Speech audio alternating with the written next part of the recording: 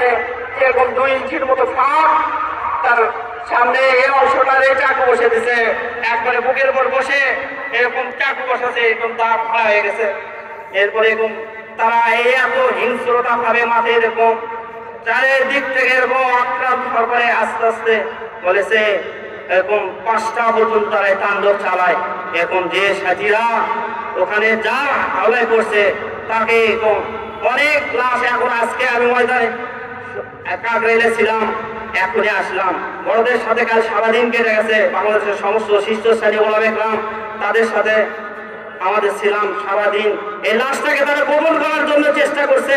এই লাশটা কাল সারাদিন প্রশাসনিক ভাবে বিভিন্ন জায়গায় যোগাযোগ করে আমি বড়দের সাথে এই লাশটা পাচ্ছিলাম না। অবশেষে যখন আমি কনফার্ম হলাম যে লাশটা বিলাল মসজিদে তারা ছিনতাই করে নিয়ে গেছে, এই বিলাল মসজিদ এবং বগুড়ার যে পুলিশ প্রশাসন এই ওখান থেকে আমাকে ইনফর্ম করা হয়েছে, তখন তাকে আমি বাসায় পাঠাচ্ছি। ওনারা বলতেছে আমাদের লাশ দাবি করছে। এরপরে আমি বলছি ওনার বাসায় যান। ওনার বাসায় যাওয়ার পরে ওনার ছেলে তাকে বলছে যে এটা আমার আব্বা। এবং সুরাই নিজামী সে মেহনত করতো, সুতাপুর মার্কাসের জামাত ছিল সেটা। তো উনি বলতেছে এটা ওনারাও দাবি করতেছে। আমি বললাম আমার জামাতের পর্চা আছে, এই পর্চাকে ইমেলে তার কাছে পাঠিয়ে দেয়। আমি পুলিশের কাছে পাঠানোর পরে এরকম তখন তারা এতবিরার হয় যে লাশটা আসলে যে। এরপরেও তারা লাশকে ছাড়েনি, সারাদিন তারা লাশকে গোপন রাখছিল। এরকম 7টার সময় এনএসআই বলতেছে যে লাশ পাওয়া যাচ্ছে না।